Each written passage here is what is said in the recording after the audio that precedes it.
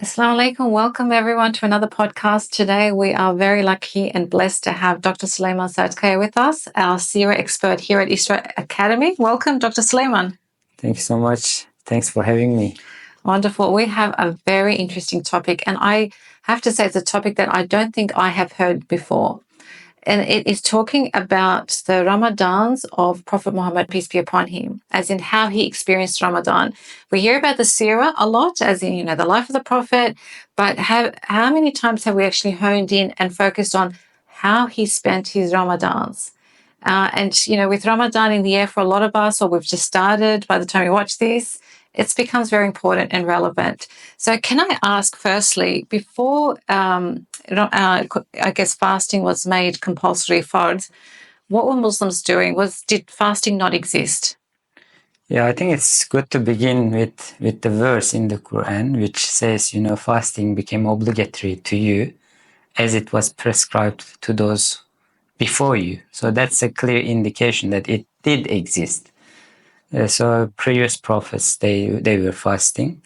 So when it comes to Muslims though, we clearly know some anecdotes that companions, they were fasting while in Mecca. So fasting became obligatory in Medina. And there's an interesting incident recorded in Sirah sources. Everybody knows the migration to Abyssinia. The spokesperson in Najashi's court, Ja'far ibn Abi Talib, he has a very interesting speech there. And one line in that speech says that the Prophet who emerged among us, he asked us to pray, which prayer was not obligatory at this point. Sure. It's 50 years of prophethood. It became obligatory in Miraj, at least 7 years after this. He asked us to give zakat and he asked us to fast. So from here, we understand that Muslims were fasting, but it wasn't obligatory. Probably this has to do with the general methodology of the Prophet, which is gradualism. He prepares people mentally or, through some means and ultimately says this is obligatory. This is how Islam was educating people. I think that's one aspect of it. The other aspect is, previous prophets in Mecca, the verses that are revealed, they talk about Qasasul Anbiya, which is almost 20, to be precise, 17% of the Quran. 17%. So it talks about previous prophets. That's right. And many of the prophets are mentioned in the context of they used to fast, they pray, this and that. Rituals might differ, but it was absolutely there. The principles. And it looks like Muslims adopted this before. So it suggests that the Meccan Muslims in Mecca did some type of fasting or some days, so it sounds like it existed. It did existed. Yeah. When they moved to Medina, they realized that Jews in Medina, they are fasting. And Prophet said, we deserve, and when they questioned why they are fasting, they said, because this is a practice of Musa alayhi salam. And Prophet said that we deserve and we are more closer to Musa. And he started to fast on Ashura, which is the 10th day of Muharram, even a day before and after. Yeah. That was another practice before fasting became obligatory. So it's as you can see, it's part of the practice of the Prophet and his companions before it became obligatory. Yeah. So, because it's not like, let's start this new concept. We're going to fast on this day and the day before. It was a known practice. It sounds absolutely, like it is. Like, it is. It makes a lot of sense. Like, even if you think back to pre-prophethood, Prophet ﷺ used to seclude in Mount Hira. So in Sirah sources, when they talk about Hira, they talk about Tahari, searching for the truth. Those Hanif people's practices, and one practice of those Hanif people, they used to fast in the month of Ramadan, which is Ramadan. So I believe, like, even before prophethood, Prophet might have been fasting. He was secluding in the cave for days. Yes. So it was part of his thing before Islam, with the revelation and qasas and those stories. They started to really fast, but it wasn't obligatory. So when did it become obligatory, and what happened then? So when it became obligatory in the second year of Hijrah. So a year passed, and in the second year, in the month of Shaban, around these days, actually, we are almost in Ramadan. So just, shortly before Ramadan kicked in, it became obligatory with zakat. And it was the second year of Hijrah. And this is an interesting part, because that period is the period that Muslims started to chase the caravan of Meccans, and which is going to lead to Battle of Badr. So literally after the caravan story, that battle, emerged, is a long one, but this Ramadan became obligatory. Ramadan kicked in. Yes. And they heard that caravan is returning from Syria. Prophet is fasting. Companions are fasting. They happen to chase the caravan while they're fasting. Fasting, and 20 days, expedition altogether started. All of them, all days are in Ramadan. So this is the first Ramadan of the Prophet and all the companions. Like sources, they mention 8th day of Ramadan they left Medina, and they returned either in last days of Ramadan. If it is 12th day, there are a few different reports there. Or they returned in the first days of Shawwal, which is the 8 days actually. So their first Ramadan was quite active, and it was quite out, not at home basically. Not at home, very active, and it was also summer in, at that time. Ramadan, as you know, it moves. Yes. So their first Ramadan was the summer of Medina, Mecca, Arabian Peninsula at that time. Like if we convert the calendar, from the lunar calendar to Gregorian calendar, it falls to September, which is around. Which is, I was just searching the thing. The average low and high temperature in Mecca, Medina in every month. So from June to October, average is 35 to 50. Like goes in between that. It's very, very hot time. And it's really how it is depicted in the sources as well. Because Abdullah ibn Masud, for instance, this is a very, very well-known report about the Battle of Badr. How Abu Jahl and 6 of his friends, leaders of Mecca, who used to humiliate the Prophet in Mecca, how they were killed and they buried. So before they were buried, he says, because of extreme heat, their body almost decomposed and it was stinking. So they really give a very clear depiction, very hot, of those days as well. I think we need to make one thing clear though. Yeah. All this time, almost 20 days, starting from Medina, chasing the caravan, battle, and staying there for 3 more days and returning. So Badr is not nearby; it's 140 kilometers away from Medina as well. So it has a lot of traveling, staying there, and then battle itself, which happened on the 17th day of Ramadan, Friday morning. They say we know a lot of nuanced details about Ramadan, first Ramadan, and Battle of Badr.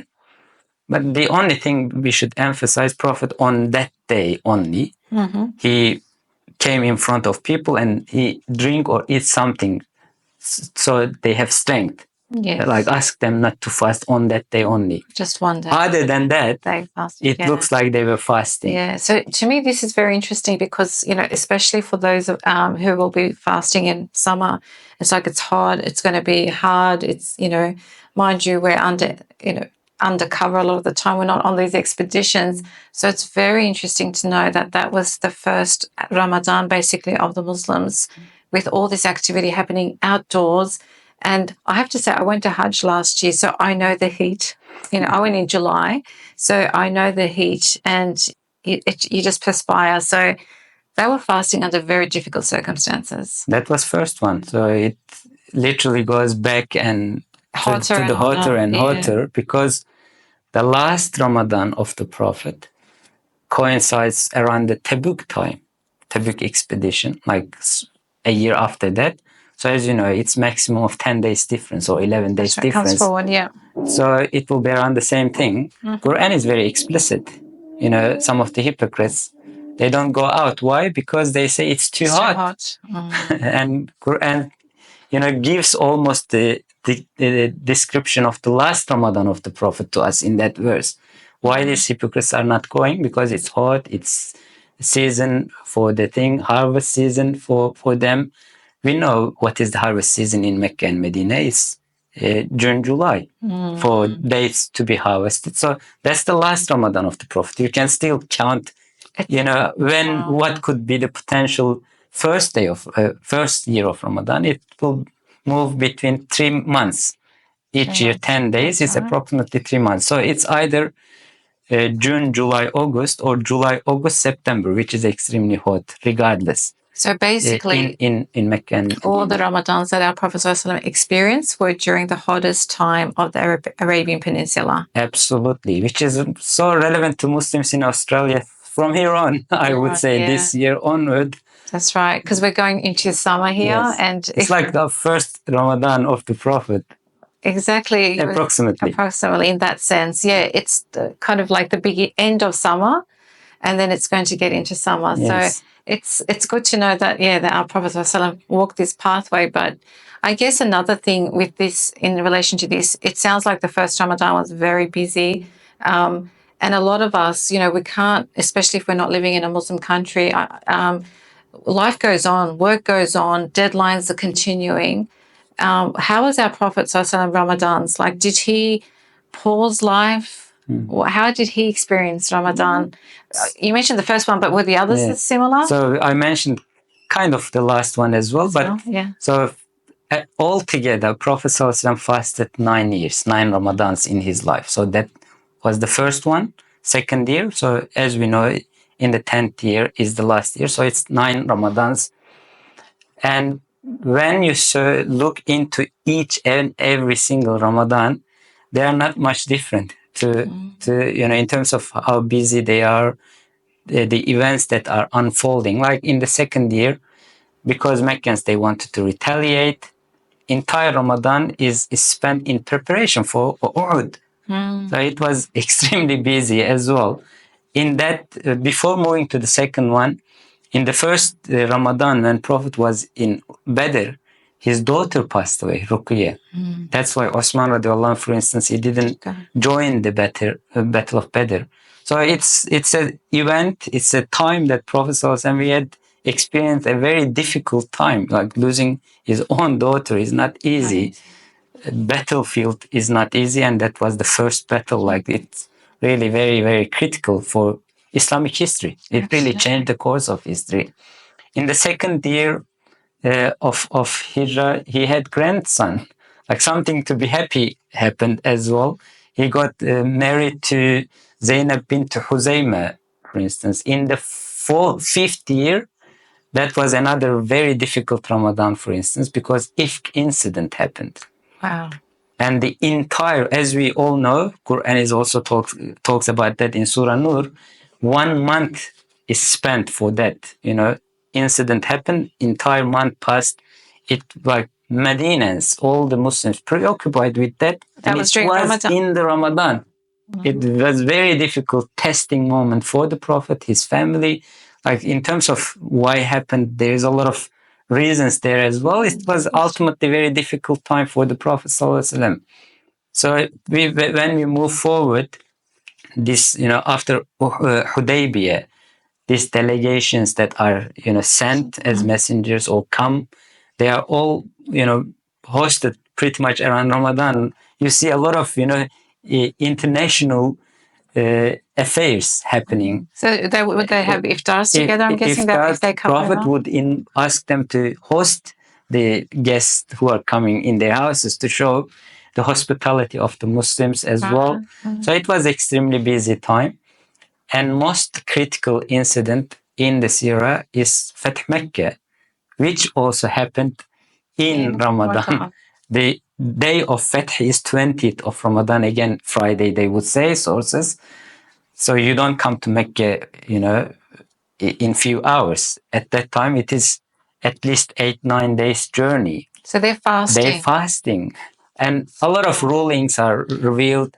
which says, you know, you don't have to fast this and that, but it looks like they fasted, and only on the day of Fath, once again, they are not fasting.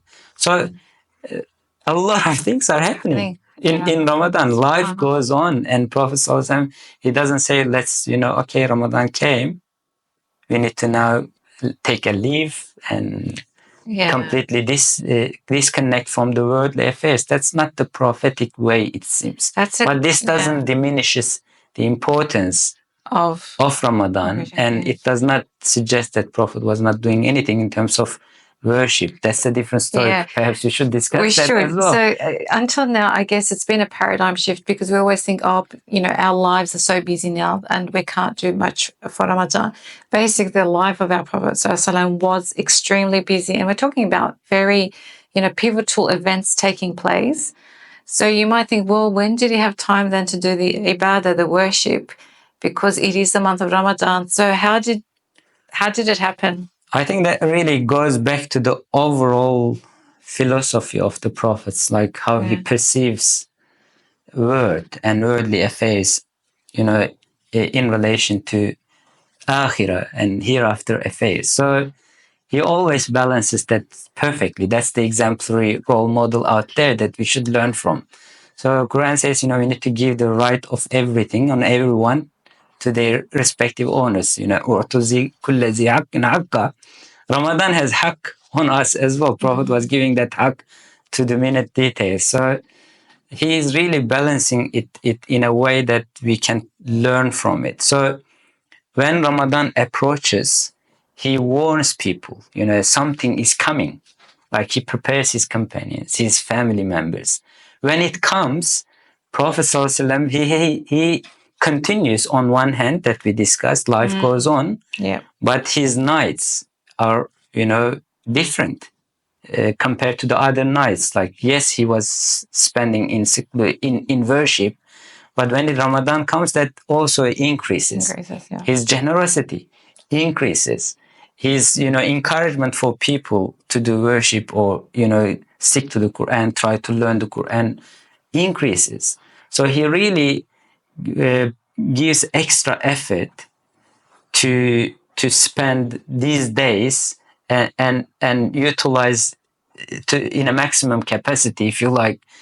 On one hand, you know, while these things are going on the other hand, he really, you know, allocates a lot of time or spends extra effort to make the most of this time frame. Yeah, so I guess we can't say, oh, I'm so busy, so I'm not going to be able to do much.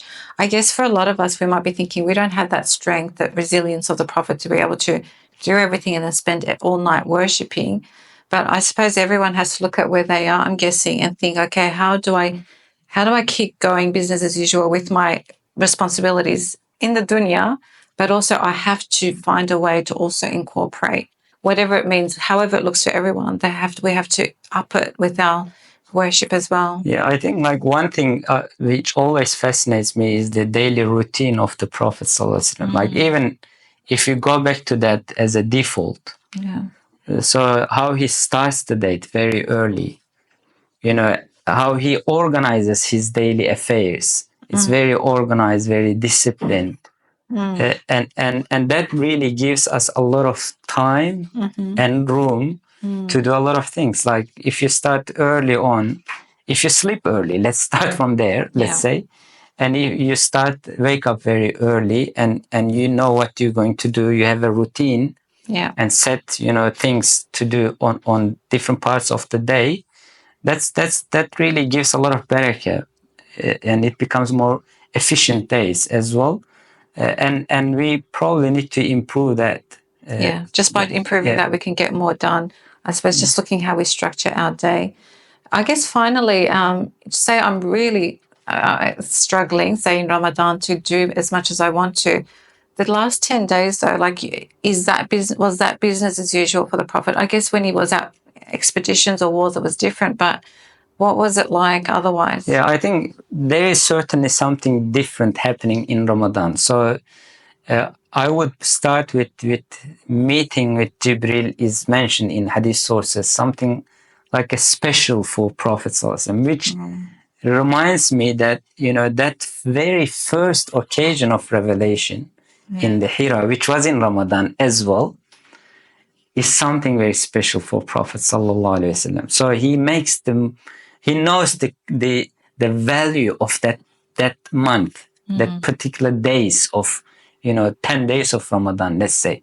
So he is very much attached to, because that really changed his life. That really changed the course of history. It's the night of power that really absolutely manifested in his life, that he knows that this is a very special time. There is something secret there that he knows, and he is seizing that. But the good thing is, he also encouraged us to make the most of those days, particularly when it comes to last 10 days. So when Prophet meets Angel Jibril, this is what Abdullah ibn Abbas, Prophet's cousin, relates, in a hadith narrated in Bukhari, Muslim, Tirmidhi, in almost all sources. When he is very generous normally, but in Ramadan, he becomes like, his generosity also peaks. And this is picked because he meets Jibril and recites the Quran. So does this muqabala or arza. In that hadith, it's yatadarasuhu, yudarisuhu mentioned. Or they study the Quran in a way. Yeah. It's very interesting. So those days, Prophet's generosity doesn't recognize any limits. It says like it's a blowing wind. He used that analogy. Which gives me the impression that blowing winds means that there is a sense of urgency. He needs to do something, but it also the blowing wind reaches out to more far, and also there's nothing left. Nothing left. Nothing. It's all gone. Yes, like it all blows away. He gives everything. Yeah. To the extent it can reach to all corners. Like imagine, so it doesn't have a boundary in terms of generosity, but it has also this, sense of reaching out far and wide as much as possible. Sure. So he becomes more generous. So his things are changing in Ramadan because he knows that something is there, something important is there. But when it comes to the last days, that is completely different. He really shuts down it, close everything. Last 10 days? Last 10 days. Yeah. This itikaf. That's also pre-Islamic practice as well, because in Quran, in Surah Baqarah, in reference to Ibrahim alayhi salam and Ismail alayhi salam, it says, Tahira bayti lit-ta'ifin wal-aakifin. So cleans, like when they re-established Kaaba, clean the Kaaba for those people who are coming for tawaf, also who are going to seclude themselves, make i'tikaf. So Prophet ﷺ, he does that as well. As we talked a moment ago, before even prophethood, he was doing some sort of an i'tikaf there as well. But when the last 10 days comes, he closes everything. Aisha radiallahu anha says in a hadith, when the last days comes, shadda mi'zarahu. In Arabic, they say, he would fasten his waist. But in English, I think, you're rolling your sleeves to do something serious. Yes. In a report, same report in Muslim, it says, وَجَدَّ, he becomes very serious. And then he rolls his sleeves and he will spend his night in prayer as well. And he will wake up his family members. So when the last 10 days comes, he becomes completely different and really tries to avoid anything. I think that's really important, to reflect upon a little bit. Ramadan al-Bouti has a book called Fiqh Sirah, the deep understanding of Sirah. He makes a very interesting comment on the pre-prophethood seclusions. Right.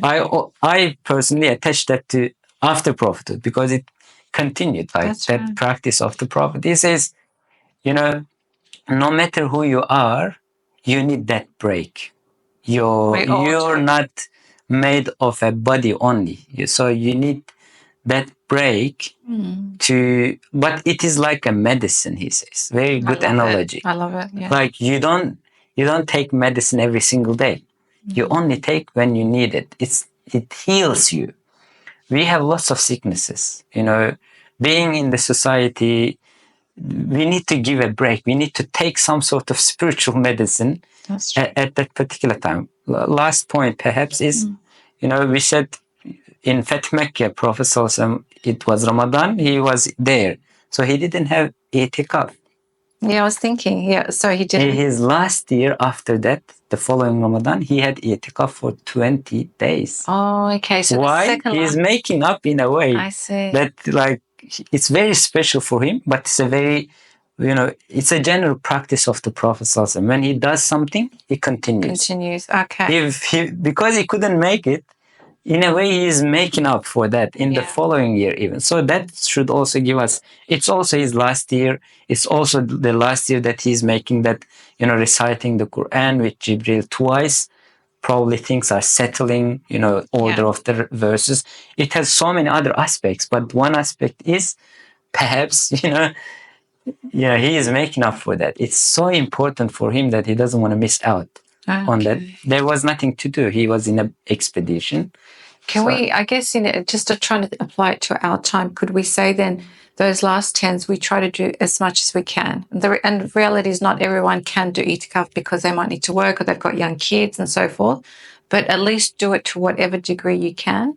And some years are going to be better than others. Like even as you said, with our problem, 1 year was, Fast of Mecca, so it looked very different the last 10 days, and then the last one looked very different. But it seems our priority should be roll up our sleeves in the last 10 days. And one thing I'm really thinking, those of us who do work, we really should take leave on those last 10 days. We take leave for like holidays, for everything else, but why not use leave for those last 10 days, if not all of it, at least part of it? Absolutely. Like in fiqh sources, when they discuss itikaf, what is considered itikaf? And this became kind of a practice in Anatolia, in Central, in Asia as well. In some mosques, they put a line, nawaitul itikaf. So when you enter a mosque, within that duration, or even if you have an intention of itikaf, it can be considered as itikaf. It doesn't have to be, 10 days absolutely, otherwise it's not itikaf. So I think we should have that intention, and as much as we can set goals. Like you start with, standing in the mosque for one night. For this year, make that intention when you entered that mosque. You are in itikaf, so you gain that benefit, that reward, sawab of that worship, and then try to increase it like every year. But the essential thing is making, setting goals and having that intention. So it's really important. It's better to taste a bit of it than to not taste it at all. And we shouldn't think all or nothing. Otherwise, we'll end up probably with nothing for a lot of us. And especially, I guess, like, again, women with young children, maybe even when they put their kids to sleep, just finding themselves isolating themselves in one room quietly, and just making that part of their intention. Have that intention and isolate yourself in a room or in a corner in your house. If you don't have a room, luxury of a room to yourself, I guess the sky's the limit with the possibilities. Thank you for sharing all those insights into the Ramadans of our Prophet ﷺ. I know there's probably so much more detail that we could have gone into, but I think it's really given us a taste of what it was like for him. So thank you, Dr. Suleyman. Yeah, I wish all the best for those Australian Muslims who are fasting almost in summer, but as you can see, we can learn a lot from the Prophet's life, and hope a blessed Ramadan to everyone. Inshallah. Thank you, everyone. Assalamu alaikum.